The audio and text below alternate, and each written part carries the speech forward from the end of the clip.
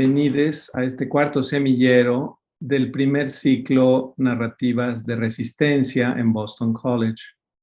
Este espacio virtual de conversación crítica en clave descolonial busca tejer redes de escucha y de mutuo aprendizaje a partir de las resistencias que personas y colectivos crean para enfrentar y desmantelar la violencia sistémica que nos aqueja a escala global. With this first circle of 4 sessions that we are closing today, we wanted to connect with the previous work done in Mexico with social movements and people from universities, the arts and civil society who accompany their struggles. In this way, we have created a bridge that has been connecting us with the social movements in the United States and other countries around the globe.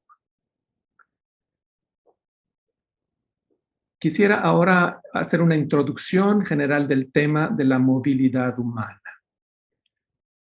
Migration is a social phenomenon that has been occurring since the origins of humanity and is part of our way of being a human species, together with other species, always seeking the best living condition for each member of the community in the ecological environment that shelters us. Multidisciplinary studies on migration in recent decades have highlighted the anthropological and social character of migration to explain the origin and the ever-changing dynamics of peoples in their relationship with territories, modes of production of goods, exchange and creation of their own symbols that narrate the crossings and crossbreeding between diverse people, immigration as a historical process always in progress. However, human mobility for reasons of survival in search of vital goods has also brought with it conflicts and rivalries associated with the control of territories, the role of political power to unite human communities, the religious rituals created to sacralize these conquests. In times of market globalization, forced mobility has become a major expression of the systemic violence produced by the world system analyzed by decolonial thought, with its 3 pillars of capitalism, patriarchy, and colonialism, to which we have integrated here the sacrificial religion as a mortar that gives cohesion to the building. Therefore, in the context of the globalization of the hegemonic world in this Anthropocene and Capitalocene era, migration acquires new features as a global phenomenon of forced mobility or enforced mobility for various reasons, such as poverty, gender violence, racism, insecurity, criminal mafias, high and low intensity wars, statehood failure, climate change, and other processes of decomposition of the modern polis in times of globalization and exclusion. En este contexto surgen las comunidades migrantes, organizadas para hacer valer sus derechos humanos en situaciones de movilidad forzada, sean comunidades de migrantes documentados o indocumentados. Y su experiencia de organización es una experiencia fuente que nos ayuda a comprender desde otra perspectiva las resistencias a la violencia sistémica que ya hemos analizado en las sesiones anteriores en experiencias como, por ejemplo, las feministas puertorriqueñas en resistencia contra la deuda financiera que ha estrangulado a la sociedad boricua en Puerto Rico. Las madres de personas desaparecidas, organizadas en brigadas de búsqueda en México para encontrar a sus hijas e hijos vivos o muertos, pero encontrarlos, darles nombre, darles sepultura y exigir con memoria y justicia verdad. Y como un tercer enfoque de la violencia, los quilombos como territorios de autonomía para las comunidades afro-brasileñas en contexto de un creciente racismo de lo que llamamos la retórica del odio con César de Castro Rocha. Hoy escucharemos y dialogaremos aquí con el movimiento Cosecha en los Estados Unidos como una experiencia fuente de otro tipo de resistencia a la violencia sistémica. Esta vez una resistencia vivida por personas migrantes, muchas de ellas indocumentadas de este lado de la frontera en los Estados Unidos, enfrentando violencias diversas, sea en los países de origen o de tránsito, como el territorio donde ahora habitan también. Ellas han ido creando redes de apoyo, han ido promoviendo luchas de reconocimiento con un sello propio que denominan con sus propias palabras diálogo profético. Y por eso es un honor poder recibir hoy a nuestros tres ponentes, nuestras tres personas invitadas en esta sesión, y las presentará Juan Miguel, que es asistente de investigación como estudiante de maestría en Boston College. Adelante, Juan Miguel. So much, Carlos, for this introduction. And also for pointing out the relevance of our conversation today. I am very glad to introduce our speakers this afternoon, excuse me. In first place, we have Dara Marquez and Carlos Castañeda as leaders, dirigentes of Movimiento Cosecha.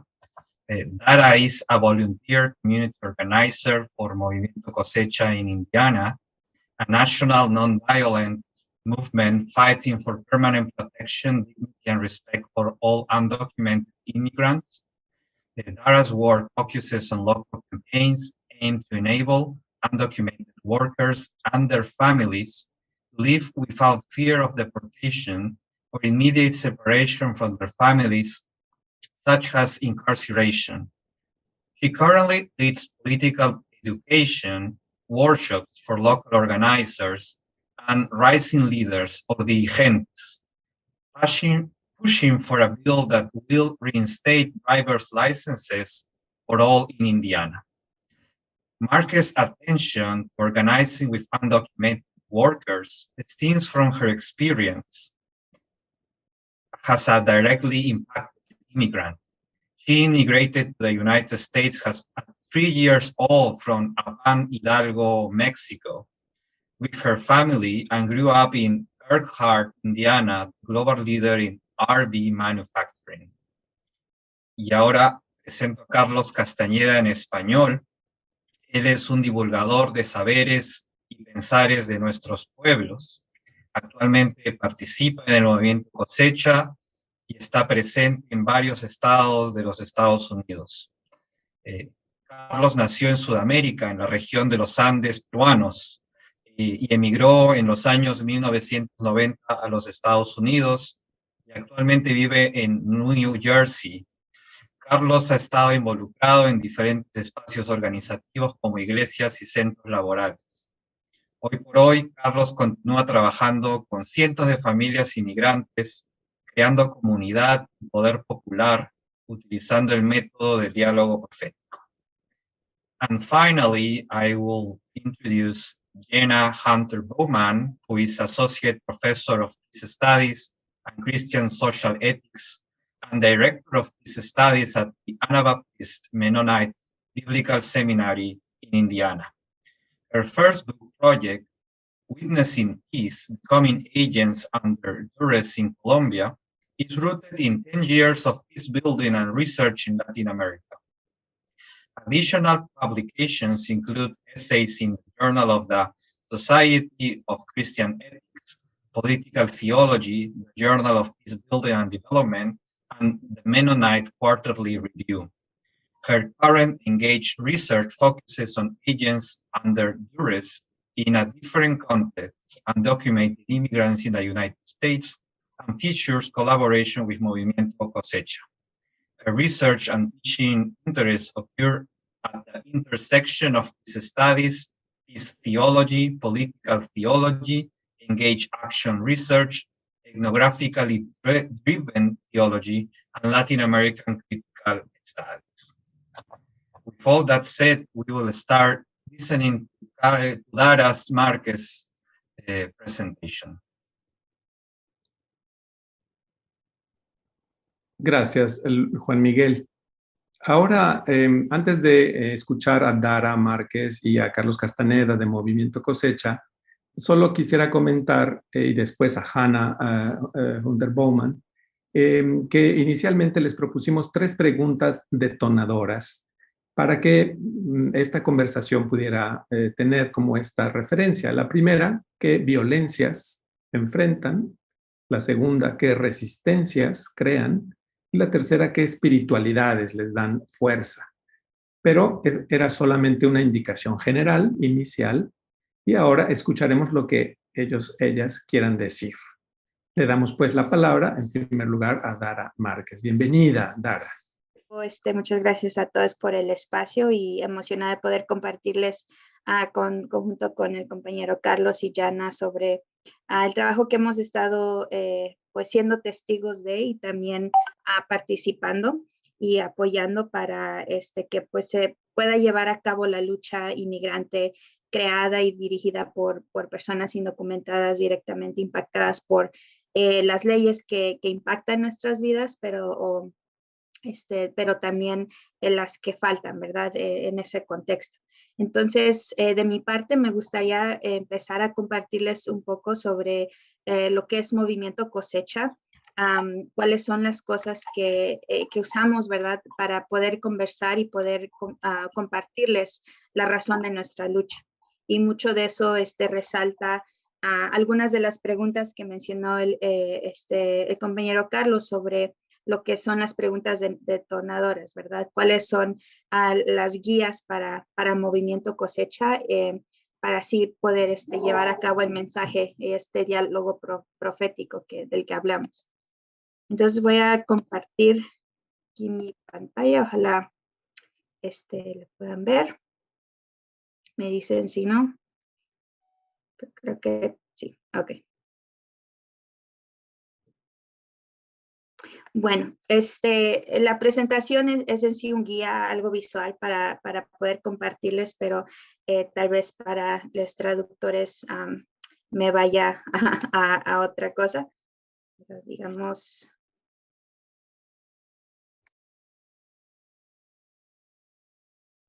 es el análisis político, el análisis de violencia y también nuestra resistencia.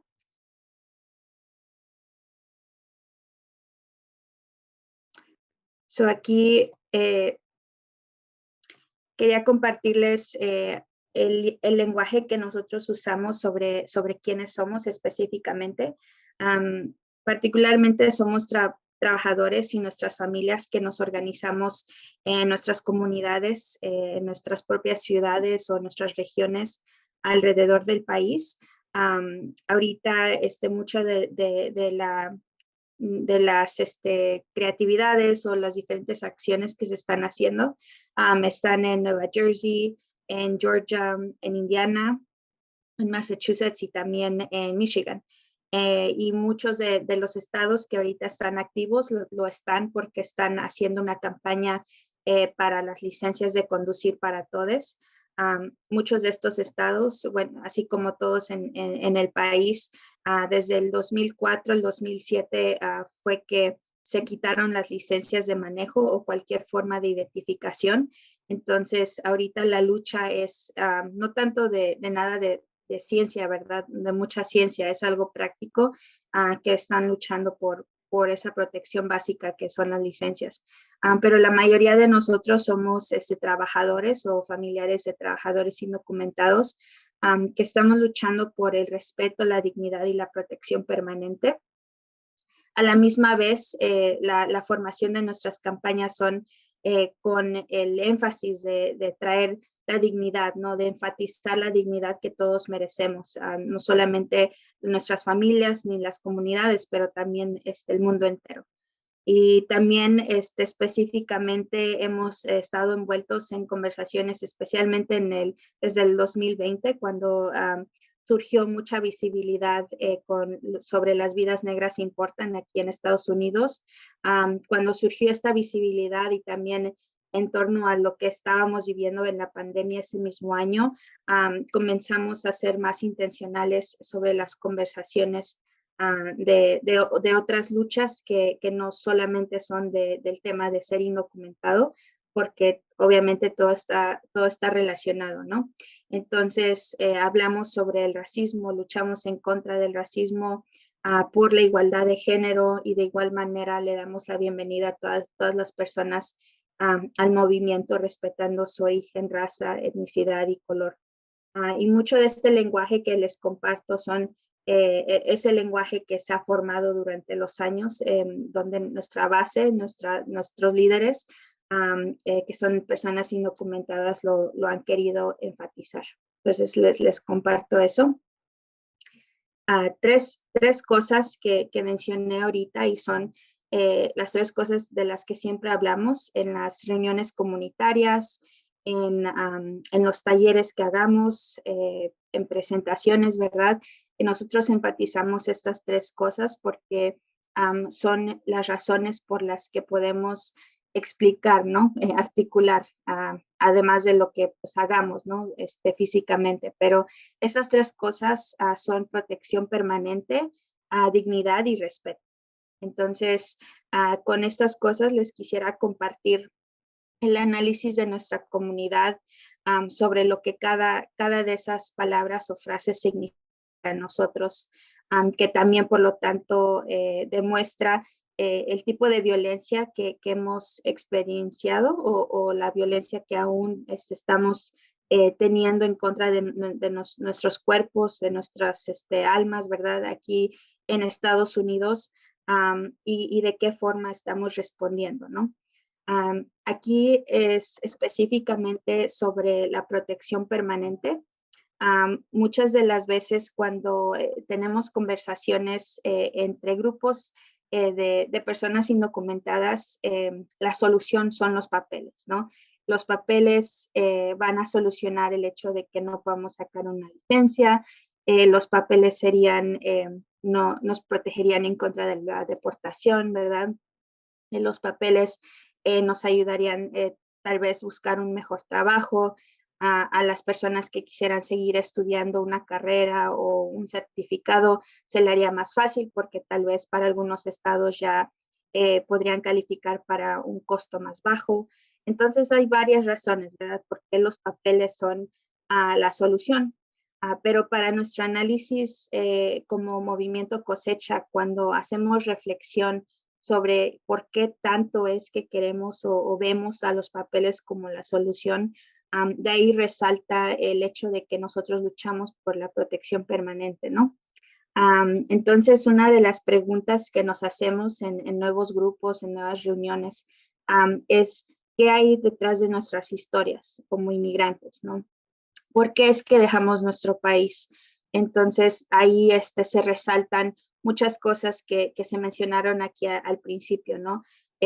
Salimos de nuestro país o huimos de nuestro país por la violencia, por la falta de la seguridad de comida, por varias razones que en sí está fundada por lo que nosotros definimos el imperialismo. En los ojos del imperialismo, nuestros cuerpos en este contexto de donde venimos, de nuestros países, se nos trata como desechables. Entonces, este análisis ha sido uno más común cuando estamos explicando el por qué migramos, ¿no? ¿Por qué Estados Unidos? ¿Por qué nos venimos a Estados Unidos? Pero estando ya aquí en Estados Unidos, ¿verdad? Lo escuchamos en las canciones de los Tucanes o en algunas de las cumbias, ¿verdad? O a veces de chiste, ¿no? Sé que aquí en Estados Unidos es la jaula de oro, ¿no? Que aunque vengamos a un país de oportunidad, esta jaula de oro es una jaula, ¿verdad? No nos deja físicamente estar donde necesitamos estar para nuestra salud, para nuestro bienestar, y pues, pues sí, por nuestra felicidad. Entonces, para nosotros la protección permanente va más allá de los papeles. Para nosotros esta lucha es de una vida digna para que todos los que estemos en estas conversaciones y nuestras familias tengan la oportunidad de poder tener esa felicidad que uno busca, ¿no? Y son principalmente tres cosas de las que siempre hablamos. La primera es la libertad de visitar a nuestras familias donde estén ubicadas, ¿no? Ya sean en nuestros países de origen o a la vuelta, ¿no? Sin tener temor de llegar a la cena de Navidad sin tener miedo de que nos pare la policía en el camino, ¿no? Entonces, en sí es la libertad de poder visitar a nuestras familias.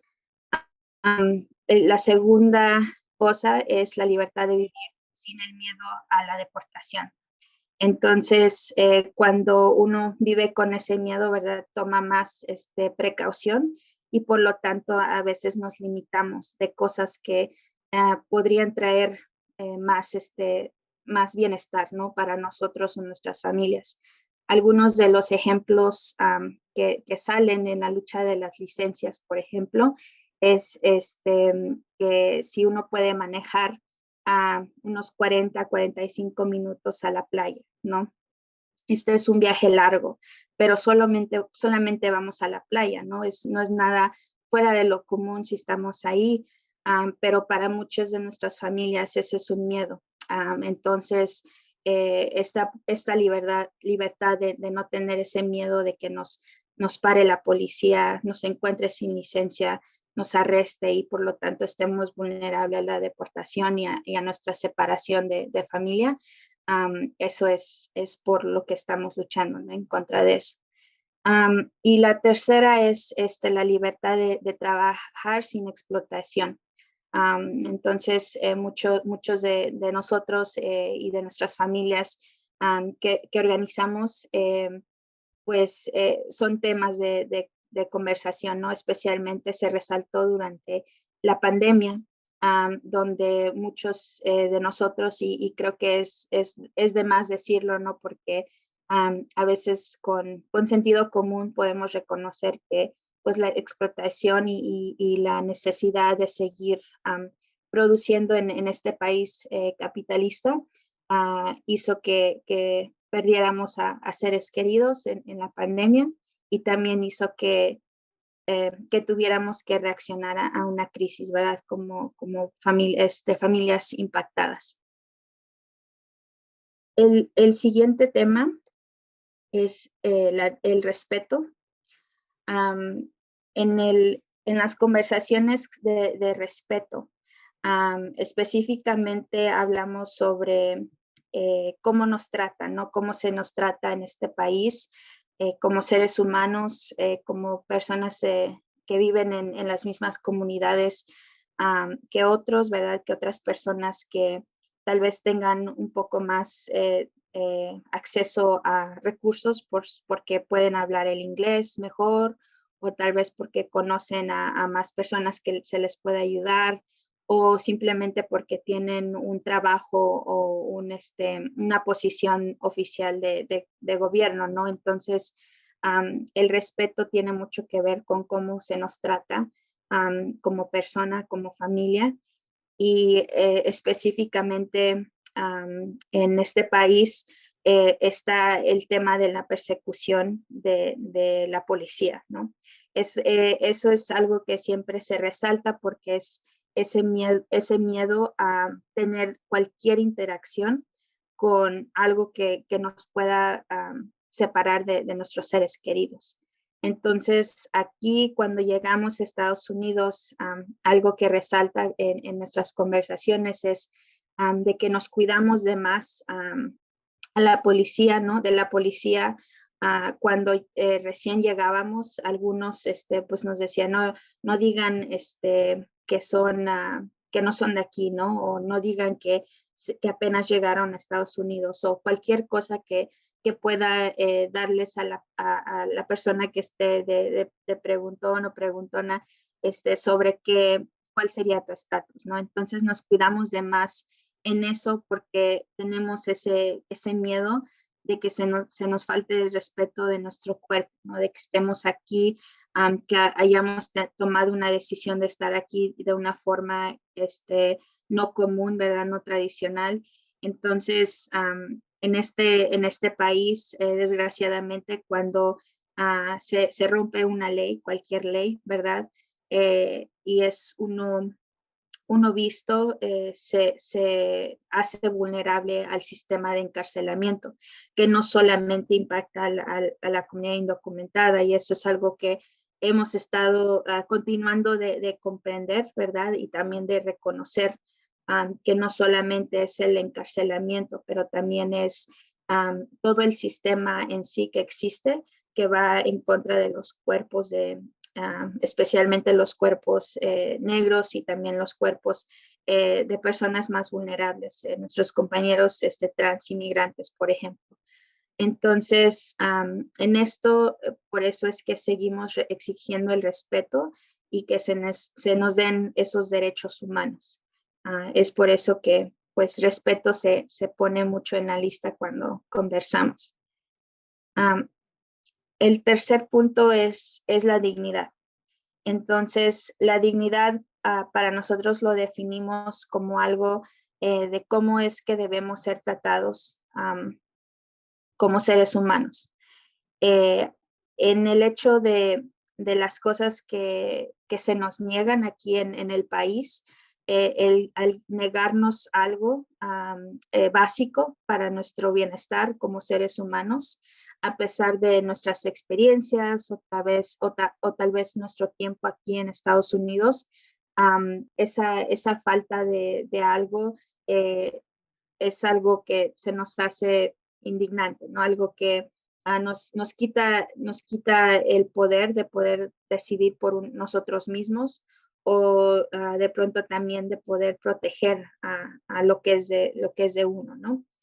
Entonces aquí específicamente el mensaje es de por ser inmigrantes trabajadores, con o sin papeles, se nos niegan nuestros derechos y se arrebata nuestra dignidad, ¿no? Por ejemplo, el tener que hacer trabajo que no se paga bien, pero con tal de que haya algún trabajo, porque cualquier trabajo es mejor que nada, ¿no?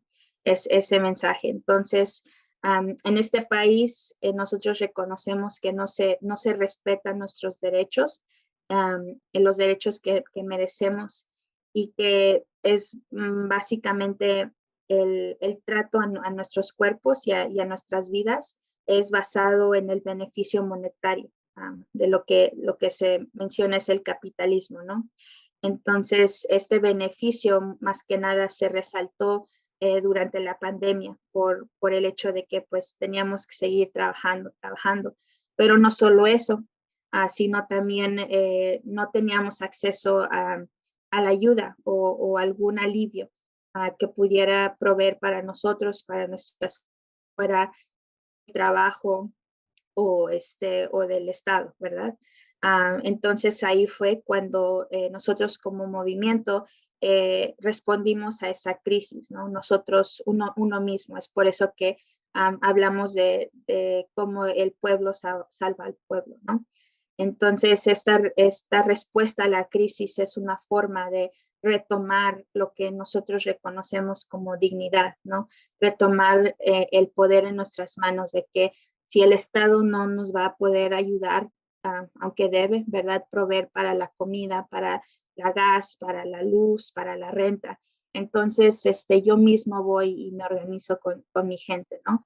Hacemos tandas, lo que llamamos tandas, ¿no? Hacemos recaudación de fondos, hacemos recaudación de ropa, de comida, de lo que sea, pero respondemos. Entonces, retomamos esa dignidad que merecemos. Y aquí se escribió, no permitiremos que se nos siga humillando y negando la posibilidad de vivir dignamente. Por eso, con la moral y frente en alto, nuestra lucha es por dignificarnos a nosotros para dignificar a los demás. Luchamos por la autodeterminación, tomando las riendas de nuestras vidas. Luchamos para ser felices y vivir plenamente. Bueno, voy a compartirles un video que creamos en el 2019. Este video resalta específicamente la lucha por las licencias en Nueva Jersey. Y el video lo creamos justo un día o 2 días después de que se logró la victoria por licencias. En New Jersey y el compañero Carlos pues va a poder compartir más sobre la lucha, pero esta lucha por las licencias en el estado duró 18 años. Y en esos 18 años surgieron varias organizaciones, varios grupos de personas, varias organizaciones sin fin de lucro basados en la fe, basados en los derechos laborales, etcétera, pero nunca se podía lograr nada, ¿verdad?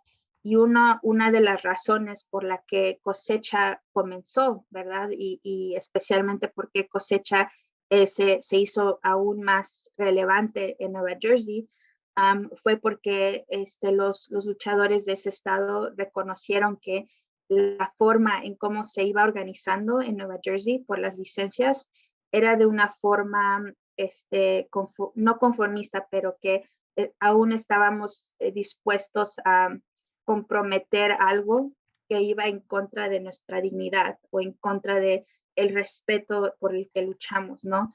Y en contra de esta protección permanente que para nosotros lo vemos que es para todos, no solamente para algunos, ¿no?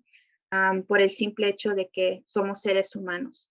Entonces, eso fue la diferencia para Cosecha. Entonces, Cosecha empezó a organizar en Nueva Jersey en el 2017 y poco a poco, hasta el 2019 que se ganó la victoria, fue organizando de esa forma. Fue organizando con el enfoque a nuestra propia gente, ¿verdad? El enfoque a que nosotros mismos nos enteráramos de las conversaciones que pasaban detrás de las puertas sin nosotros y sin nuestra dignidad y respeto en mente. Y decíamos, vénganse, vamos nosotros a organizarnos y darle visibilidad a nuestro poder. Entonces, por eso es que, pues sí, estamos orgullosos de esta lucha y es por eso que, pues también seguimos en pie de lucha, porque sabemos que nosotros mismos y nuestras comunidades mismas que nos seguimos organizando, pues seguimos aquí presentes. Bueno, les voy a compartir aquí el video y me avisan si no se escucha, pero creo que lo puse para el audio. Nuestra comunidad grita victoria. Juntos creamos un movimiento que impulsa nuestro poder popular. Fuimos nosotros los que luchamos con autodeterminación y autogestión liberadora, los que rompieron las cadenas impuestas por muchos años y los que sacaron el poder desde nuestras entrañas y ganaron las licencias de conducir juntos. Voy a salir a Nueva York porque miedo me da manejar para allá. Ir a llevar a mis hijas a un parque donde a lo mejor no las llevo ahora por no tener una licencia. Muchas familias van a ser beneficiadas. Esperamos contar con más apoyo de la comunidad para lo que sigue, porque seguimos más luchando por los papeles. Ustedes saben muy bien que una licencia de conducir para nosotros no es un lujo, es una necesidad.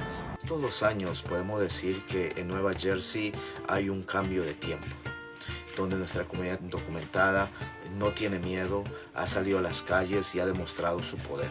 Decimos que esta victoria se la ganó el pueblo y nadie se la ha regalado. Este sistema político que por más de 18 años le había negado esta justicia a nuestra comunidad, por fin ha entendido que nuestra comunidad no se va a quedar callada. Pero a través de los años de la historia nos hemos dado cuenta siempre que muchas de las veces estos políticos lo único que saben hacer es tratar de sacar provecho de nuestras comunidades. Nosotros somos los que tenemos que liderar esos movimientos, esas luchas. Nobody's asking for promises anymore. We want those licenses. Nosotros somos los que sentimos el miedo a manejar sin una licencia. Nosotros somos los que llevamos a nuestros hijos en el frío, en la nieve, en la lluvia. Nosotros somos los que padecemos el día a día no tener una licencia. A mí me lo dijeron muchas veces, ¿qué haces tú luchando? No vas a ganar nada, eres mexicana, vete a tu país, me decían. Mas sin embargo nosotros siempre mantuvimos la fe, ¿no? Pues sí, quiero decirles que no paren, que sigan luchando, que cuando las cosas se hacen con amor y con fe, las cosas se logran. El pueblo vive, la lucha sigue. El pueblo vive, la lucha sigue. El pueblo vive, la lucha sigue. ¿Quiénes somos? Cosecha. ¿Quiénes somos? Cosecha. ¿Qué queremos? Licencia. ¿Qué queremos? Licencia. ¿Y cómo? Luchando, creando poder popular. Luchando, creando poder popular. Muchas gracias, Dara. Tal vez esta primera ronda le damos ahora la palabra a tu compañero Carlos Castañeda para que siga comentando y luego retomamos con ustedes esta conversación. Adelante, Carlos. Muchas gracias, compas, que nos están mirando pues ahora y nos estarán mirando después cuando este video quede colgado en algún lugar en la nube, ¿no? Es de mayor y de profunda emoción poder estar con todos ustedes, especialmente en estos espacios que gracias, Carlos, y tu equipo han podido diseñar, ¿no? Porque es muy bueno donde la academia se encuentra con la realidad de las acciones en el campo, ¿no? A veces vemos por las experiencias que hemos tenido organizando con nuestras comunidades que a veces personas de afuera vienen a nuestras comunidades y casi queriendo imponer o casi queriendo manufacturar una realidad que muchas veces nuestras comunidades no entendemos o realmente no comulgamos con eso, ¿no? Por diferentes factores. Entonces, otra vez reitero mi agradecimiento y también felicidades por estos espacios que van creando ustedes. Bueno, como ustedes pudieron ver en el video, me avisan si voy muy rápido para el traductor.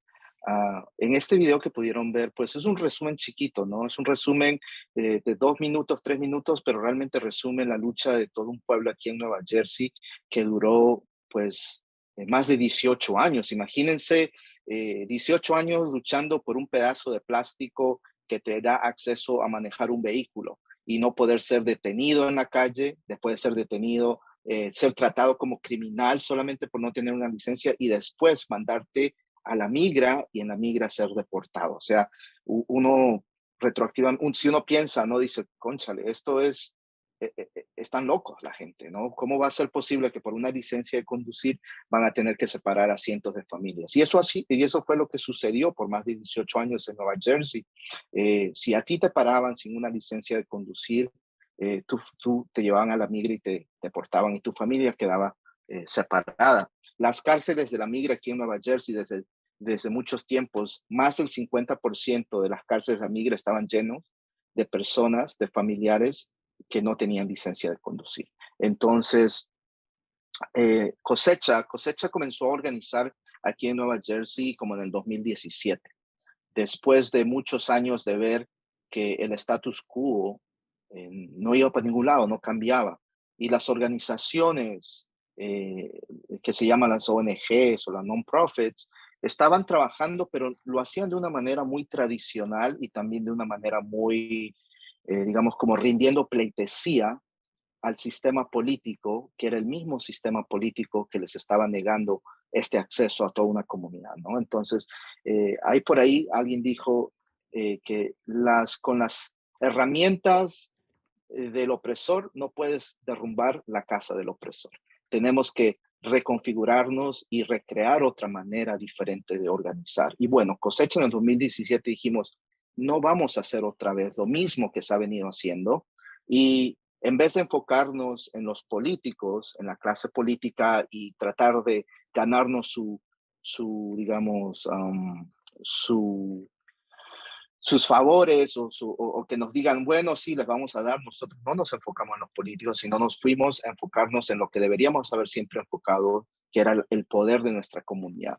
Entonces, eso comenzamos a trabajar en el 2017, pero fue un trabajo muy duro, ¿sabes? Porque no quiero romantizar la organización comunitaria y tampoco yo romantizar nuestras comunidades, porque somos también seres humanos y también venimos con esa línea de la colonización que hasta el día de hoy seguimos arrastrando todos estos rasgos de pensamientos y cosas que no nos dejan o nos impiden muchas veces ver la realidad que existe, ¿no? Y más que ver la realidad hacia afuera, ver la realidad hacia adentro, quiénes somos, de qué somos capaces, right? Por muchos años a nosotros nos han dicho, especialmente los inmigrantes indocumentados, que porque no tenemos papeles no merecemos ningún derecho, de que porque cruzamos la frontera sin un permiso no tenemos derecho a reclamar.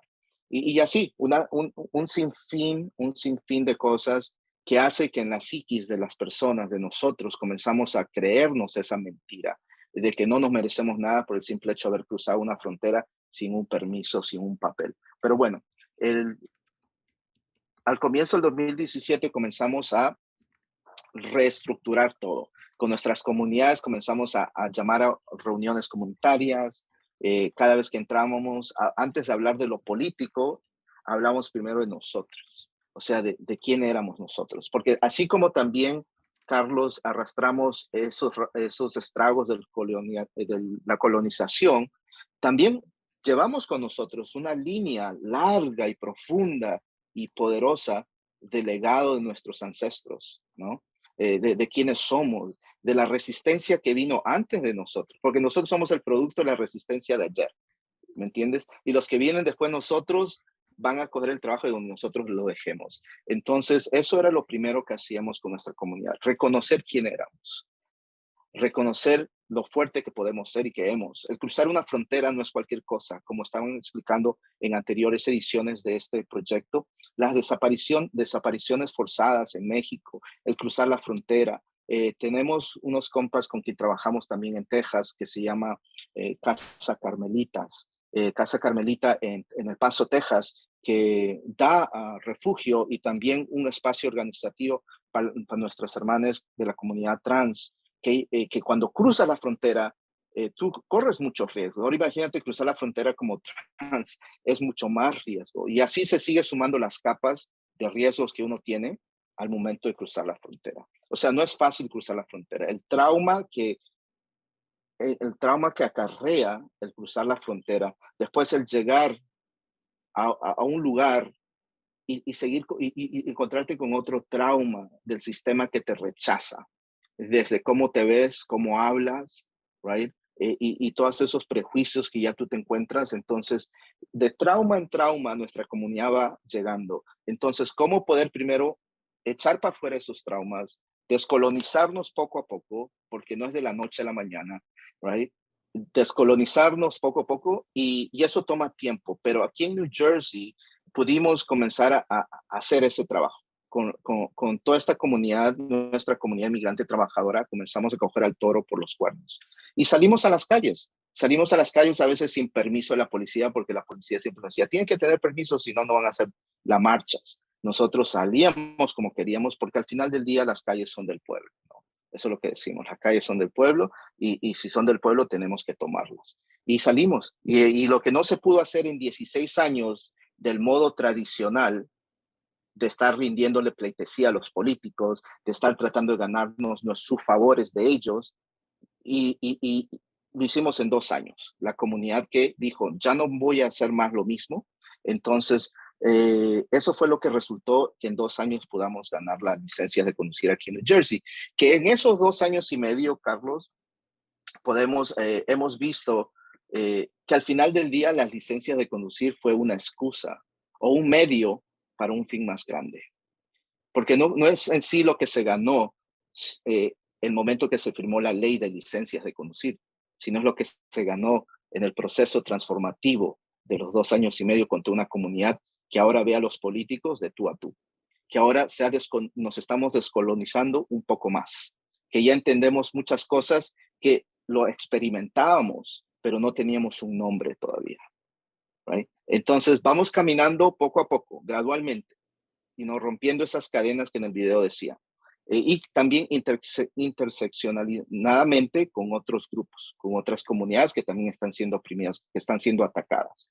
Entonces, esto es un trabajo de hormiga, pero estas victorias pequeñas, como la licencia de conducir, nos muestran que, aparte de que sí se puede, es que tenemos que seguir con una manera diferente de organizar. No podemos seguir con el mismo status quo. No sé si quieres que siga, si tienes preguntas. Si quieres, adelante todavía abundando sobre las resistencias que fueron creando, cómo fueron organizando la comunidad. Claro, una vez que, por ejemplo, para organizar, lo voy a contar anécdotas, porque mucho de lo que puedo compartir son las vivencias, ¿no? Los sentires de nuestra comunidad, que cuando en estas diferentes partes de Nueva Jersey, aunque Nueva Jersey es pequeño, pero es en población es bastante densa, es mucha gente.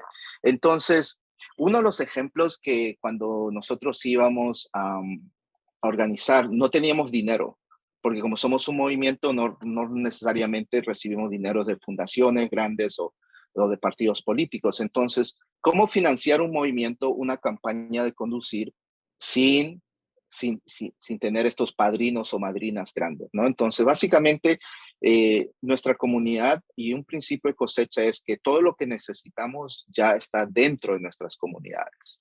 ¿Qué sucede? Cuando teníamos que rentar un bus o movilizarnos, hacíamos siempre ventas de tacos, de lotes, o sea, todo lo bueno que tenemos, la comida de nosotros, de nuestras comunidades, pues lo poníamos, lo cocinábamos y lo vendíamos. Y también ese proceso de cocinar, la logística, de organizar, era también parte de poder estrechar los lazos, porque recuerda, estamos hablando de una campaña donde nadie se conocía a nadie, nadie conocía a nadie al principio, right? Entonces, ¿cómo trabajar con alguien que tú no conoces? Y que lo único que te une es el no tener licencia de conducir. Eso no es suficiente lazo para movilizar con la comunidad. Tiene que haber algo más profundo.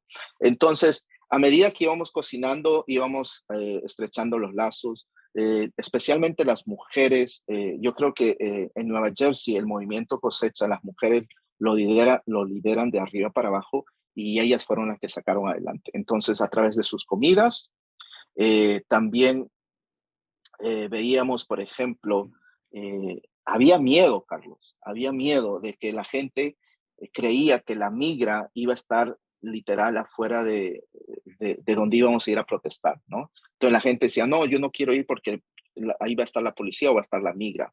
Por ese mismo concepto que nos han dicho que no tenemos derecho a protestar, no tenemos derecho a exigir. Entonces, era una misión grande comenzar a menguar el miedo, a enseñarnos a nosotros mismos que a pesar de no tener documentos, a pesar de haber cruzado una frontera, teníamos el derecho de salir y protestar. Otra anécdota que tengo es, aparte de las comidas, ¿no? De vender comidas para recaudar fondos, era también las historias de las mujeres que ellas mismas contaban entre ellas para darse ánimo, para echarse porras, para decirse, sí podemos, sí podemos. Y un día me acuerdo que me invitó una compañera, que es una lideresa, una coordinadora del círculo de la ciudad de Lakewood, en New Jersey. Y a veces yo, por curioso, me metí y me gusta preguntar, porque preguntar se aprende, ¿no? Entonces fui a esta ciudad, fui donde la coordinadora me invitó a comer, me senté, y ella me sirvió, que por primera vez comí, era un plato de frijoles quebrados con unos vegetalitos. Bien simple, sencillo en apariencia, pero la conversación que tuve con ella fue poderosa. Ella me estaba contando que ese plato que ella me había servido, que me había proveído, era un plato que su abuela le enseñó a cocinar a su mamá y su mamá a ella. Y su abuelita así, pues de generación a generación se enseñaron a cocinar ese plato. Entonces, al momento de ella mostrarme o explicarme eso, pude notar el orgullo que existía en esta persona de poder compartir algo que le hacía a ella sentirse poderosa. ¿Right? Entonces, ¿qué quiero decir con eso? A través de una sopa y esa conversación, me di cuenta de que nuestra comunidad no es que no sepamos que somos fuertes, que quizás nos hemos olvidado de dónde venimos. Es esa línea que nos retrocede hacia nuestros ancestros, que como dije anteriormente han resistido, ¿no? Entonces, de ahí viene el término un poco el diálogo profético, de mirar hacia el futuro, pero primero reconectando con el pasado, right? Reconectando con el pasado, con las diferentes luchas del sur, especialmente porque a veces nos saturamos mucho de un lado y nos olvidamos del otro. A veces miramos mucho hacia Europa y nos olvidamos de nuestras tierras y nuestros pueblos originarios del sur y del centro y de Norteamérica, que tienen muchos ejemplos de lucha, que tienen muchos ejemplos de resistencia. Entonces, eso es una anécdota que quería compartir con ustedes, que nuestra comunidad sí realmente, por lo menos en New Jersey, en la experiencia que hemos tenido, ya no es la misma. El proceso transformativo está sucediendo y esto se ve replicado en otros estados donde está Cosecha. Y Cosecha no es la excepción, o sea, nosotros no queremos tampoco aquí pensar que nosotros hemos descubierto algo, ¿no? Simplemente, Carlos, es que a medida que vamos recordando nuestra línea de donde venimos, seas de Centroamérica, Sudamérica, de Norteamérica, vamos a entender mejor la parte de la colonización que todavía rige en nuestros espacios. Porque también hay que descolonizar la lucha. ¿Sabes por qué? Porque como decía anteriormente, había momentos que muchas veces estos non-profits venían a nuestros barrios, a nuestras comunidades y nos decían, si ustedes hacen A, B, C, and D o A, B, C y D, ustedes van a ganar. Pero lo decían de una manera casi muy prepotente y como un salvador, una salvadora, right? Y como que queriéndose empujar y casi obligados a hacer lo que ellos querían, sin ellos o ellas darse cuenta que nuestra cosmovisión es diferente, right? Es diferente. Entonces, ellos no atendían a eso, no consideraban eso. Y a veces, en vez de que la comunidad quisiera organizarse, hacían que la comunidad no se quisiera organizar. Entonces, eso es muy importante también tener en cuenta, ¿no? Y el diálogo profético básicamente es eso, ¿no? Hablarnos el uno al otro, recordarnos el uno al otro, empujarnos el uno al otro y de una manera profética también mirar hacia el futuro, ¿no? Está la promoción profética. Entonces, aprendimos no decir cosas pequeñitas, sino decirlo de una manera más grande, pero no solamente en lo estético, pero también en la profundidad del sentir, right? Sentirlo, que realmente lo que estamos hablando.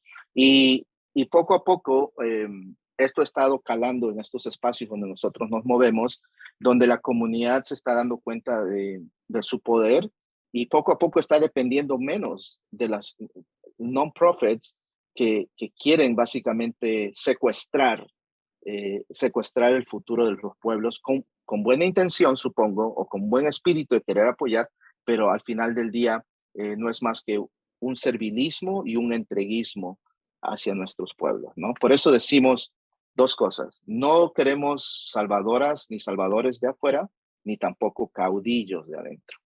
Right?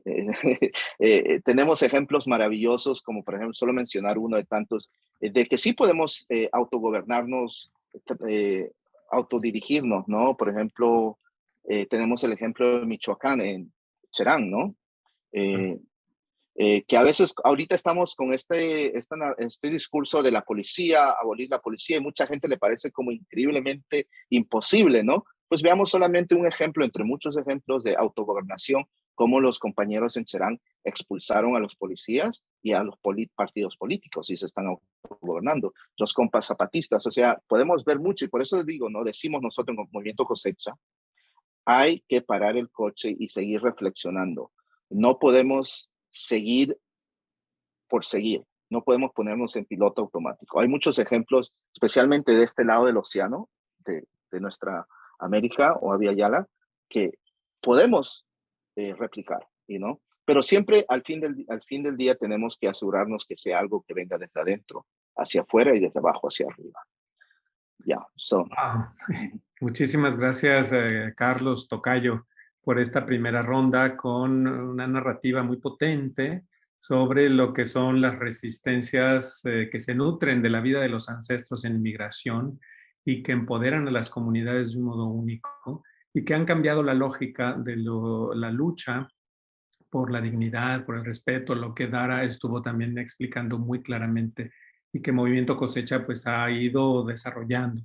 Es para nosotros muy apasionante escuchar su narrativa de resistencia, las metáforas, los símbolos, esta historia de ese platillo, ¿verdad? De frijoles, una sopa de frijoles con verduras y cómo eso fue como un ritual de algún modo que les ayudó a recuperar fuerza y memoria. Es parte de las resistencias y lo sabemos. Entonces, gracias por hacer memoria y conexión también con lo que en otras comunidades de América, de toda América, de la Vía Yala, están organizando las comunidades. Un empoderamiento, autonomías territoriales, comunitarias, que son esperanza para cambiar las cosas, cambiar este mundo hegemónico que de muchas maneras nos oprime. Vamos después a volver en una segunda ronda a estos temas y aprovecho para invitar a nuestros participantes a escribir sus preguntas en el chat que retomaremos en la segunda ronda. Now we give the floor to a fellow theologian who has been walking with Movimiento Cosecha for some years, learning from their struggles, their dignity, their theological imagination, I would say. So welcome, Hannah Hunter-Bowman. You have the floor, and we are really excited to listen, to hear about your personal reflection, theological, sociological, and political reflection about this kind of resistance coming from Movimiento Cosecha. Welcome, Hannah. Mil gracias, Carlos y equipo, por convocarnos, por crear este espacio y por las personas que están acompañando en este momento y, como dice Carlos, que nos estará acompañamiento en momentos futuros. Y sobre todo para mí el honor es siempre estar acompañando y caminando con Dara y Carlos. Cada vez que llegamos a un espacio, cada vez que estamos literalmente caminando juntos, yo aprendo de ellos. Y para mí cada momento es algo conmovedor. Entonces, siempre la gracia a Carlos y a Dara. En este espacio yo quisiera enfocarme en tres momentos. The first one is going to be about agency under duress, an idea about agency under duress.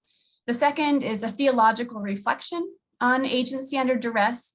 And then the third will probably be, assuming that our time allows, a moment of reflection and statement on the kind of engaged research, collaborative research that we've been doing together. So we'll start with this idea of agency under duress.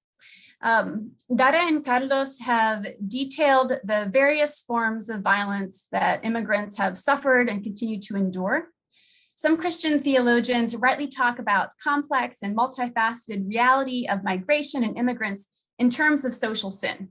I think probably everyone on here is doing this in some different ways, right? Theological ethicists make colonial and neo-colonial relationships that are based in and produce inequality, relationships between nation states, and relationships between citizens and migrations, the basis of ethical analysis. And this provides a way to talk about US citizens' complicity in structural injustices that contributes to border crossings, like we've heard about today. And this is vitally important. I'm also interested in lingering with immigrants themselves, with people who are on the move. We might think about these forms of violence and social sins as conditions of duress suffered and negotiated by immigrants. In Catholic moral theology, duress speaks to constraints on autonomy that might lead someone to cooperate with evil acts from which they would have extricated themselves were it not for forced choices. So we have, for example, BCU professor Lisa Cahill's book on theological bioethics, and she writes about decisions about sustaining or ending life in circumstances of scarce resources often reflect tragic and sinful circumstances in unbearable and inescapable conflict situations. So in this kind of case, a person is forced to make a decision that cooperates with evil because of forced choices in a situation of social sin. But if we think about this in the context of immigrants, when we think about what Dara and Carlos have shared with us, they've given us vivid illustrations of immigrant activation and mobilization in the United States and what that means for them, what they're doing in the midst of the situation. Rather than cooperation with evil in these pressing circumstances of social sin, I'm witnessing what members of Cosecha are imagining and realizing and becoming and working to accomplish under these constraints of autonomy. And so this is what I'm calling agency under duress in this context. And the way that I first met Dara and the moment that catalyzed this walk together is pretty illustrative of some of what I'm interested in pursuing. So it was the fall of 2017. And I was facilitating conversations with churches and immigrant communities. And churches were very interested in organizing to provide sanctuary. They were creating sanctuary alliances. And so I'm just going to read a piece that I've written up about this particular moment. Excuse me, a clear, strong voice interjected. What if what we need and want is not to go into your sanctuary, but for you to join us in the streets? Will you do that? This young woman scans the room slowly with an even gaze and unblinking deep brown eyes. She waits for a response from the 45 to 50 people present. Her words had followed a pastor who'd shared about everything that they were doing. And the 2/3 non-Latinx people in the room were eager to leverage moral, social, and political power as an antidote to the bigotry and violence our immigrant neighbors expected would result from the newly elected president's anti-immigrant rhetoric. The momentum in the room was to protect and stand with immigrants facing deportation through forming a new sanctuary movement, as was going on around the country. So as the facilitator, so that what was going on until this woman whose name I did not know at the time, but was Dara Marquez, stood up and asked this question. I was the facilitator, and I felt a real tug to assure this commanding presence that she was addressing a highly committed people with long histories of solidarity work, and to say this to her using the Latin American Spanish term acompañamiento to show her that we were really trustworthy, and to then invite people to follow up with her afterwards, and then to move on with the queue. That is, part of me wanted to dismiss her. And part of me knew to heed the epistemic interruption from a voice oppressed by various hierarchies, a voice that was immediately proceeding to issue an invitation to everybody in the room. Will you join us? So since then, I've been working to try to understand what was at stake in that invitation. And so this broader project is a collaborative effort that began in 2021, January 2021. And I'll say more about how we're thinking about this collaboration at the end, probably. But I want to turn to a bit of a theological reflection on at least what I have understood about the us and what it means to join us. And because a part of what we're doing here is to really think together, you are going to continue to hear me quote Dara and Carlos because we're genuinely trying to think together about what it means to reflect on these questions theologically. So you've already heard reflections from Dara and Carlos about Poder Popular, about linking and internal organization. And I can see by looking around this Zoom room that you will already notice the resemblances with Latin American liberationist and movement and Latin American movement political culture. I can see that. These kinds of traces were summarized in a conversation that Carlos and I had while we were on a caminata, on a walk across Indiana last summer. To my surprise, as we were talking about what this we might be, Carlos starts theologizing. And so I'm just going to recount some of this conversation and the sense that I'm making of it. So Poder Popular is power from below, from within, inherited from Latin American history of struggle, Carlos told me. Here we were talking in a church lobby in Bloomington, Indianapolis, prior to taking off for that day's walk. Around the floor, there were all kinds of the signs that we were going to be carrying that day. Poder Popular, no one is illegal on stolen land, Movimiento Cosecha, etc. Carlos says, you know, a part of what we're doing here is to bring to the surface the richness of our past. Now, you can imagine what he was saying because he said he told you many of the same things. So I'm not going to recount all of this. He says, in Latin America, there's a rich history of collective struggle, for example, of agrarian reform, as he stated. So we take the perspective that we're also capable of doing great things because we've done it. So to have a movement like Cosecha is to be self-determined and autonomous. It has to be from below, from within. This affords Cosecha the opportunity to create, to experiment. Cosecha has the capacity to be creative in ways that institutionalized groups and non-governmental organizations do not. So as you've also heard, I hear Carlos placing Cosecha in continuity with Latin American social movements that rose in response to military authoritarianism, but also external interventions and policies of economic and social development imposed from wealthy countries. So in other words, the factors and policies identified as social sin. In an article titled Movimientos Sociales en Poder Popular, Valls Borda, the Colombian sociologist, explains that in Latin America, these technocratic policies, which have had the net effect of producing underdevelopment and enriching the wealthy, intensified exploitation and have provoked social movements in Latin America. For this audience, I'm actually not going to develop on that point. Okay. He also talks about the way in which Latin American movements feature fragmentation of power, which is here what we're calling Poder Popular. Okay.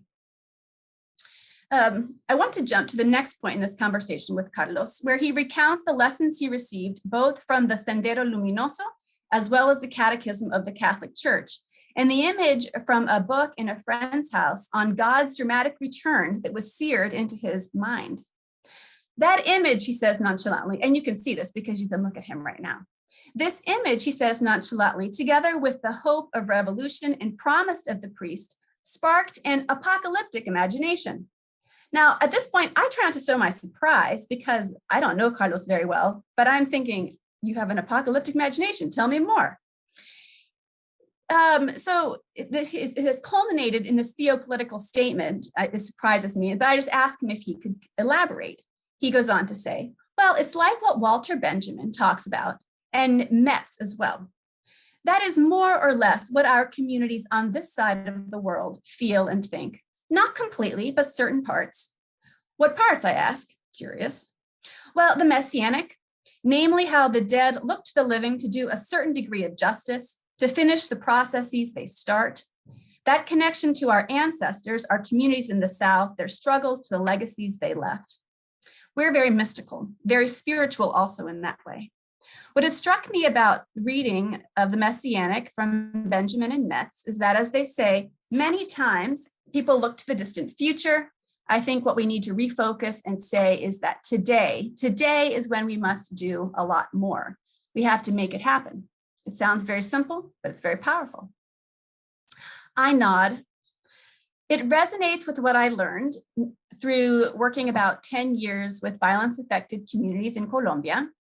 Of course, liberation theologians also speak of the apocalyptic in relation to the experience of God's intervening presence in times of crisis. And I found the messianic apocalyptic to be the most helpful theory for understanding the becoming of corporate agents under duress of a we, as you may have read in the article that was circulated that I published several years ago, far before I talked to Carlos. Although I've tried to hide my reactions from Carlos at this point in the conversation, I now hear my voice catch. And I think I do understand what you're saying. And this seems to animate him further. So it's fascinating. We've forgotten, or we've been made to forget, that mainstream history is written by the victors. But to take this back to what I was saying before, when you say let's organize, you're saying that this is not the first time we've done this. This is our ancestors' history, and their struggle lives on in us. So we have to stand up to leave, but I'm intrigued and I really don't want to let this conversation go. So then how do you understand Cosecha diverging from Benjamin and Metz's conversation of the Messianic? I asked Carlos. He chuckles and he says over his shoulder, somos movimiento. So I'm hearing a play on words here, meaning something like we're on the move, maybe because he's just trying to get me to stop talking to him because we really do need to get into the van at this point. But we're literally walking, and Cosecha is a social movement, of course. And I understand him to be saying that the Messianic is the best register to speak of the us that becomes a force of movement, but that the Messianic interruption itself does not offer a fulsome account of movement dynamics of building and transformation. And this might also be, I mean, we could just jump in and talk about Pope Francis's notion of desborde here. Like this is very much to the Messianic, then there's a desborde that then moves it, that floods and powers a movement, right? So again, any of you who happen to take a glance at the Journal of the Society of Christian Ethics Agency Under Duress article know that in the work in Latin America and Colombia, I found it very useful to think in terms of these two registers. A Messianic register that talks about, as a way of talking about a we that becomes and becomes a force, and then differentiated from but partnered with a movement register with the possibility of transformation. So at this point, I'm fully floored in this conversation with Carlos. And in the work that we're doing together, I'm continuing, our next step will be to do a series of interviews that is going to continue to try to explore these themes, to see if this is just something that Carlos and I are thinking, or if this is actually something that resonates more broadly. But there's more to say on this. In the context of Cosecha, the us that becomes a force does not have a formal relationship to institutional churches, whereas the communities that I worked with in Colombia were churches. Yet the epistemologically privileged and undocumented members witness to the presence of God within that reality. I hear that time and again. Speaking to one of my classes on Zoom last fall, while she was making masks in a factory, Dominga Cortez said that her priest had denied her request for Cosecha to meet in the church basement and discouraged her participation in Cosecha. But she says, and she stopped sewing to look directly at the camera for a second in the class as she said, I have realized something. God is with el pueblo, even if churches are not. God is with us, even if our churches are not. So listening with Cosecha and thinking with Cosecha has really led me to also think in terms of translocal. A moment ago, I noticed two meanings of this somos movimiento that Carlos said. And there's a third possible meaning for this somos movimiento that I've been thinking about lately. And it's based on the reality of Cosecha being composed of immigrants, of people who are on the move or people who have been on the move very recently. And in some ways, aren't we all on the move? Walking with Cosecha has made it apparent to me that global migration flows make attention to translocal movements, especially south to north, like Cosecha, necessary and relevant, particularly as we're thinking about what climate migration is going to be looking like in the years to come. But what about this notion of translocal? Translocal perspectives seek to integrate notions of fluidity and discontinuity associated with mobility, movement, and flow, together with fixity, groundedness, and situatedness in particular settings. So fluidity, we have the carrying forward of what was received from ancestors, from struggles, in some cases with Dara and Carlos, literally from parents. And then we also have the groundedness, very place-based practices in response to the needs of immigrant communities. You've heard quite a bit here about the work of driver's license. I've also seen the ways in which when others were receiving checks from the government during the pandemic, Most of Cosecha was not, and they organized among themselves to provide food, to recover rent, to support one another when children needed support with homework online. So there are many ways in which it's a deeply place-based response that's also at work, which is a dimension of what theorists of translocal talk about. And so for me, again, it becomes particularly attention to think about the translocal, but in ways that are also theological, given what we're hearing from those who are participating in these translocal movements, again, particularly south to north. So to close, do I have another minute? Can I do a time check? Okay, all right. Sure, please, take your time. So maybe I'll just say one word then in closing about this, what we're sharing here, what I'm sharing here in particular, is something of the first fruits of this collaborative effort of engaged research. And the basic model of engaged research as I came into this project and as I was thinking about it, is that engaged research addresses a problem or contributes to a goal identified by a violence-affected community. It also intersects with scholarly interests and concerns. It analyzes practices in light of scholarship and scholarship in light of practices, so is therefore multi-directional there, and is assessed and evaluated accordingly. And when I say assessed and evaluated accordingly, I am primarily accountable to Carlos and Dara for what I'm doing, but I'm also accountable to those of you who are in the academy around this circle. You're peer reviewing my work.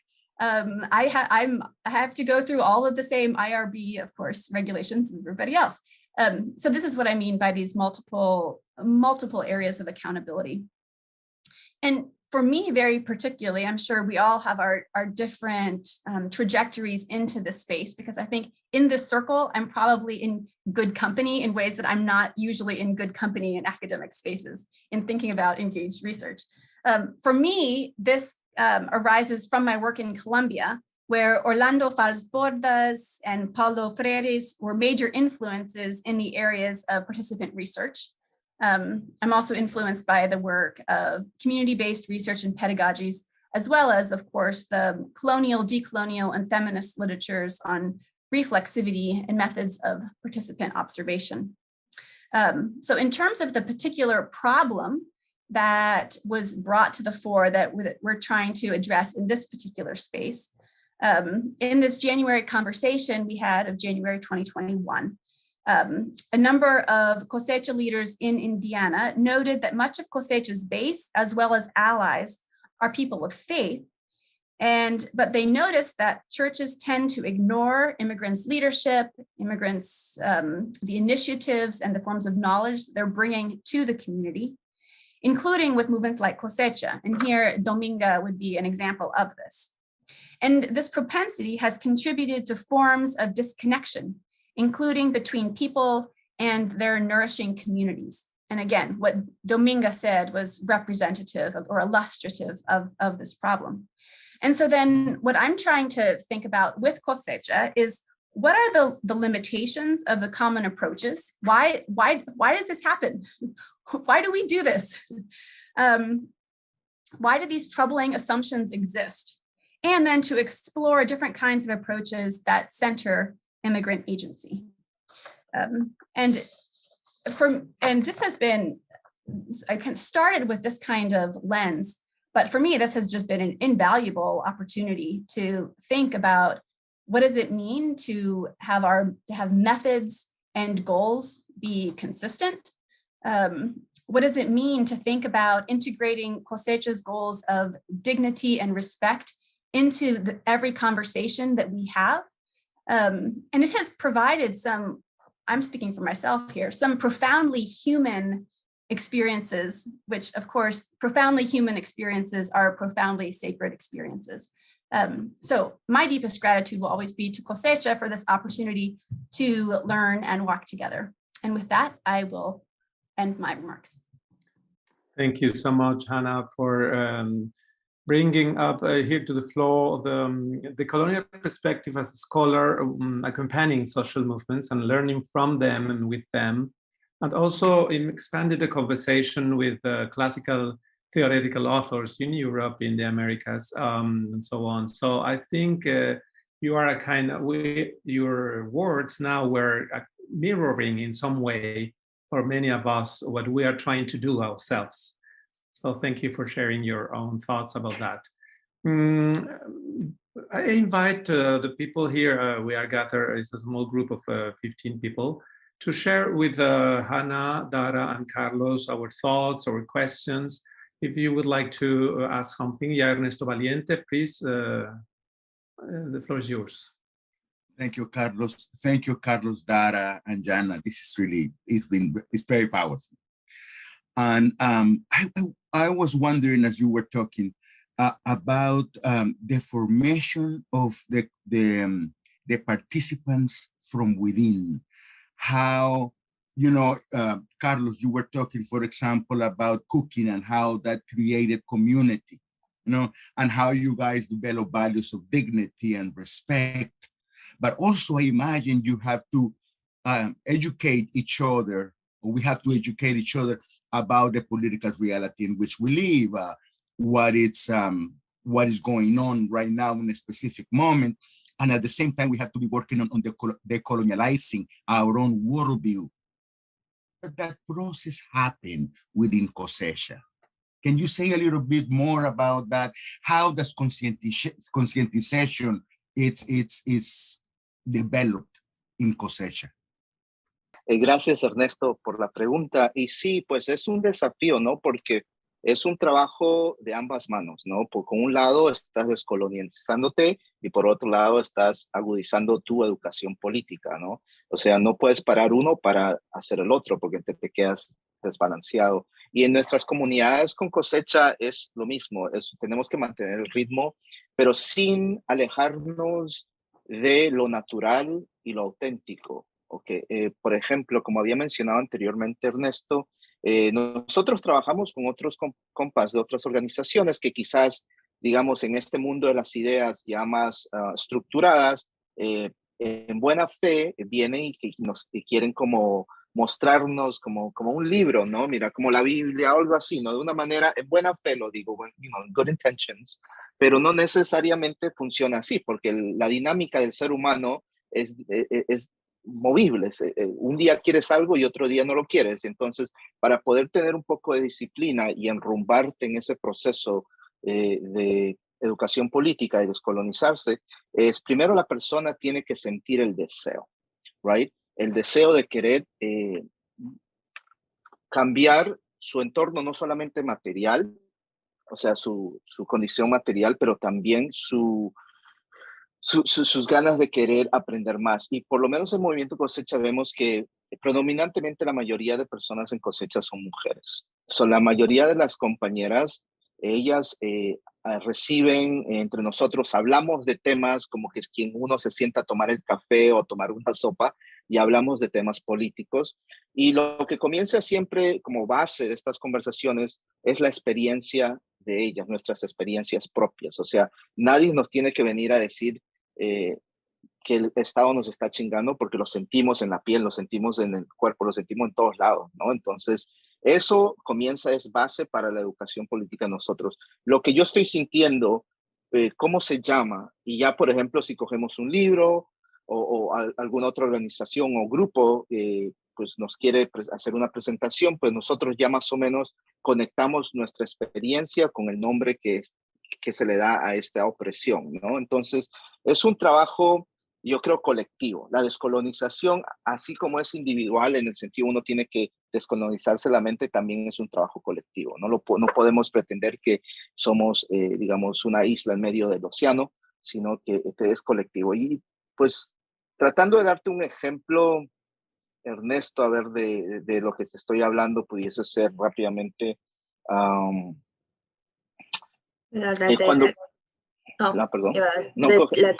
tira de mantas con... Ok, perfecto, gracias. ¿Quieres compartirlo tú o yo lo comparto? Sí, lo comparto, si quieres. Ok. Sí, bueno, pues de lo que estaba reflexionando Carlos, un poco del proceso de cómo se ha visto, ¿verdad? O sea, uno puede ser testigo de la descolonización, pero desde dónde comenzó. Un compañero en Nueva Jersey, muchas de las veces en cómo nos introducimos al uno al otro en las comunidades son con reunión comunitaria. Y a veces hablamos de temas específicos de nuestras ciudades, ¿no? Por ejemplo, en este caso fue sobre las licencias. Y vamos a hablar sobre qué eran las licencias, por qué ya no las teníamos, en qué proceso estaba en la política, ¿no? O sea, quién tenía que firmar qué, toda esa información. Pero conforme íbamos organizándonos, muchas de las veces era porque queríamos tomar acción, ¿no? Queríamos ir a marchar, queríamos hacer un rally, hacíamos cacerolazos, por ejemplo, varias razones, pero eran mucho basado en acciones. Y a veces, por como se mencionó hace rato, por temor de que estuviera la policía o que nos parara o que estuviera la migra, no que viniera la migra, todo estos miedos nos cohibamos de hacer cierta cosa, ¿no? Un ejemplo era de las tiras de manta, hacer drops. Anochecemos, ¿no? Haciendo una manta que diga como abolir la migra, ¿no? O licencias para todos. Entonces hacemos la manta y en la madrugada vamos y las tiramos, o en el pleno día, ¿no? Las tiramos de los puentes, tal vez de los highways, tirar literal, pero si no las colgamos. En estos banners, muchas de las veces pues son en lugares muy visibles, muy públicos, ¿no? Y no es necesariamente legal poner algo así por cuestión de seguridad, pero sí, bueno, entonces el punto es de que un compañero se negaba a participar en eso porque decía que no quería darle un ejemplo de romper la ley, ¿no? De ir en contra de lo que es tradicional. No quería darle ese ejemplo a sus hijos, tiene 4 niños. Entonces, muchas de las veces ellos acompañaban siempre acompañan en las marchas y todo eso. Entonces, hubo un momento donde era meses antes de que pasara las licencias, se tenía que hacer una acción porque iban a votar, ¿no? Entonces, el día antes se hizo una tira de mantas y él dijo, ok, me animo, ¿no? Entonces lo voy a hacer. Ya que lo hizo en reflexión después, un comentario que hizo que para nosotros fue como, claro, esto es un ejemplo, no es, dijo, yo tuve que cruzar la frontera porque necesitaba hacerlo, ¿no? Para sobrevivir, para proveerle a mi familia. Y yo rompí la ley, ¿no? La ley de cruzar sin que supiera el Estado, ¿no? Pero lo hice por algo que es necesario. Entonces, la reflexión se animó y pues lo hizo, ¿no? Al final.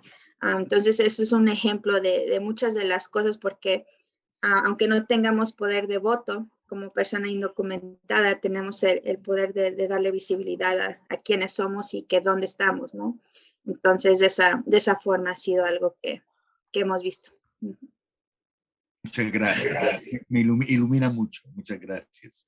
Y como muy concreto, ¿no? En la realidad concreta. Gracias. Ernesto, antes de ir a la otra pregunta, ya Dara me hizo refrescar la memoria, que en estos espacios a veces se nos va.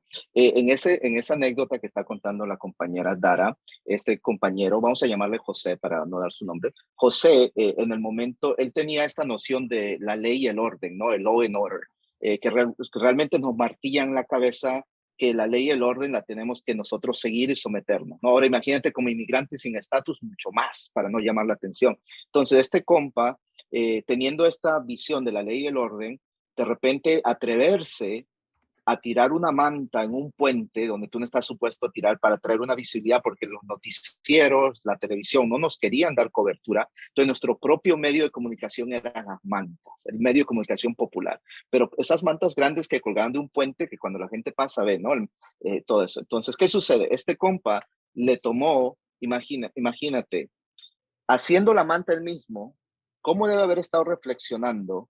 Pondering, ¿lo hago o no lo hago?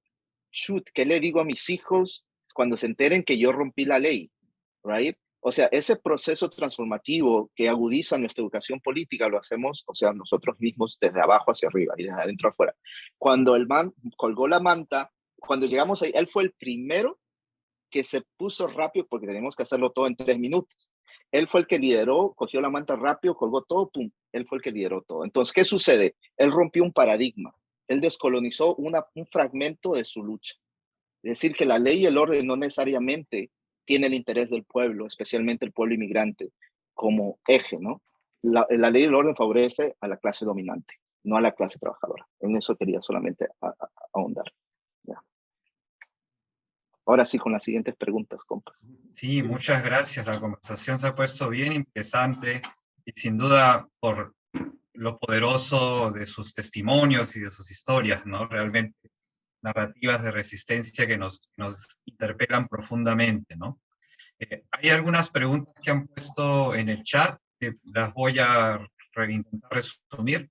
Hay una primera de Anthony Chiguerra, que está desde Miami y nos cuenta cómo la comunidad inmigrante allá, particularmente las comunidades haitianas y afrolatines, experimentan muchos de estos desafíos que ustedes han contado, ¿no? La lucha por las licencias es algo en que también se está trabajando por allá, ¿no? Hay una conexión ahí. En esa línea, más bien Anthony nos pregunta sobre la relación entre ustedes y los académicos y las universidades. Carlos, tú al inicio de tu presentación fuiste crítico de esta relación a veces de movimiento social academia, movimiento social ONG. Él nos pregunta qué tipo de colaboraciones han tenido con las universidades, si es que acaso las han habido, y cuáles han sido, si nos puedes contar un poco más de esas limitaciones de las que has hablado, ¿no? Entonces, has hablado algo de eso, no sé si quieres agregar algo más de qué posibilidades hay en esa colaboración, y sobre todo qué limitaciones se presentan, ¿no? Cómo se pueden hacer las cosas de otra manera. Y para la doctora Yana, hay también una pregunta de Anthony ligada a su experiencia intentando traer estos temas a la universidad, ¿no? Como institución. Una universidad que se intente comprometer con la lucha por la justicia para los inmigrantes, ¿no?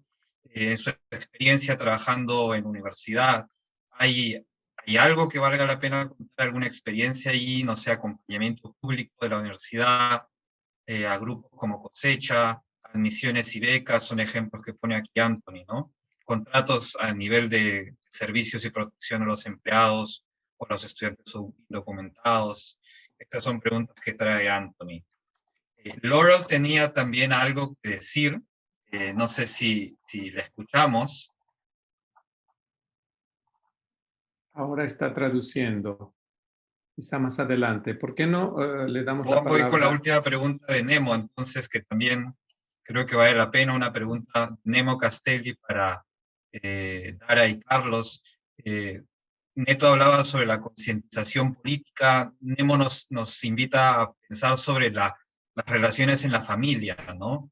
Cómo se transmite esta tradición de lucha a los hijos, ¿no? A los más pequeños de la casa, ¿no? En el video que compartía Dara, había un niño también ahí ejerciendo su propia voz, ¿no? ¿Cuál es esa experiencia de transmisión de la lucha a los hijos, ¿no? A las generaciones más jóvenes? Y también Nemo pregunta si las mujeres lideresas han tenido tensiones con sus parejas para arriesgar y sostener esta lucha, ¿no? Que bueno, es algo que pasa en América Latina, ¿no? Que hay dos batallas, ¿no? La batalla de la calle y la batalla de la casa. No sé si eso también resuena con la experiencia de Movimiento Cosecha. Les devuelvo la palabra a ustedes. Buenas preguntas. No, gracias. Entonces, vamos respondiéndole en la orden que se mencionó, de Anthony, Laura. No se sienta más a gusto, sí. Bueno, bueno, de mi parte puedo responder las tres, ya le agrega también compa Carlos y Yana. Pero en el contexto de la colaboración con las universidades, eso ha sido por experiencia en Indiana, por ejemplo, la colaboración ha sido directamente con los estudiantes indocumentados que se han organizado ellos mismos. De esa forma ha sido más que nada versus un centro cultural o centro de admisión, etcétera, que sea más administrativo.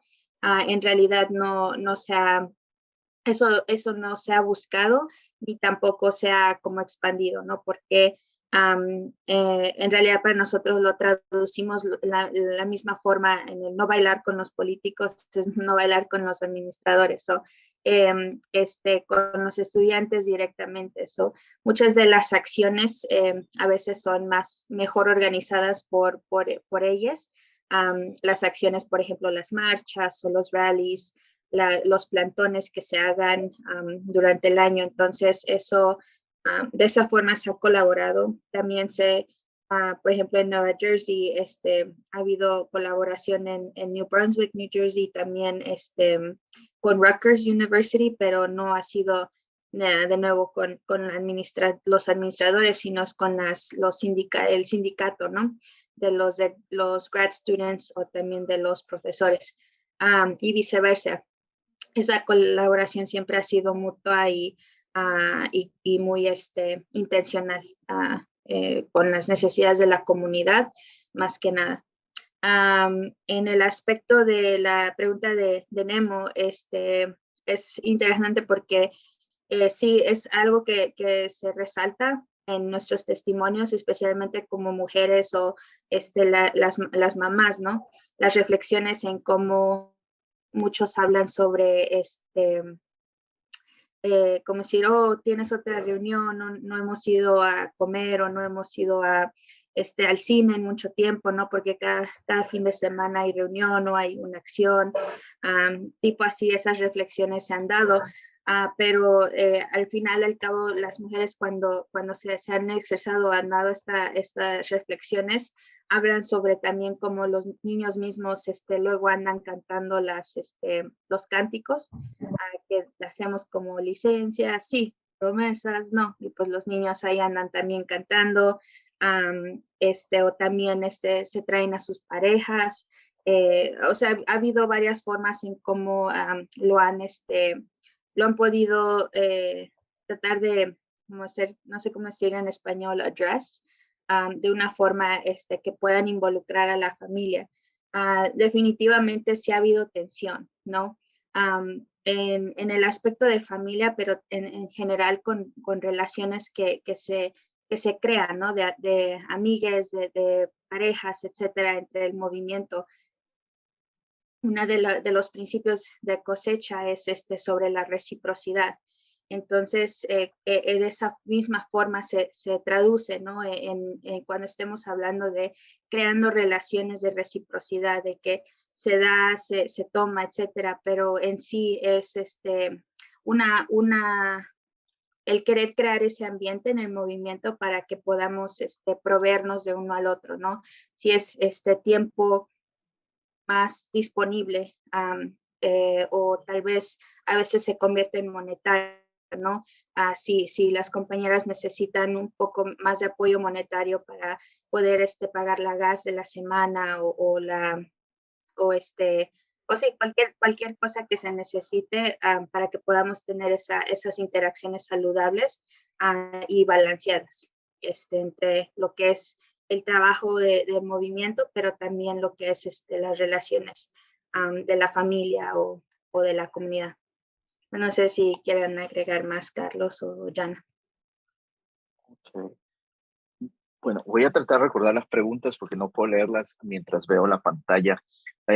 Pues solamente compartiendo con la pregunta de Nemon que hizo acerca de cómo transmitimos pues este espíritu de lucha, como decía la compa Dara, ¿no?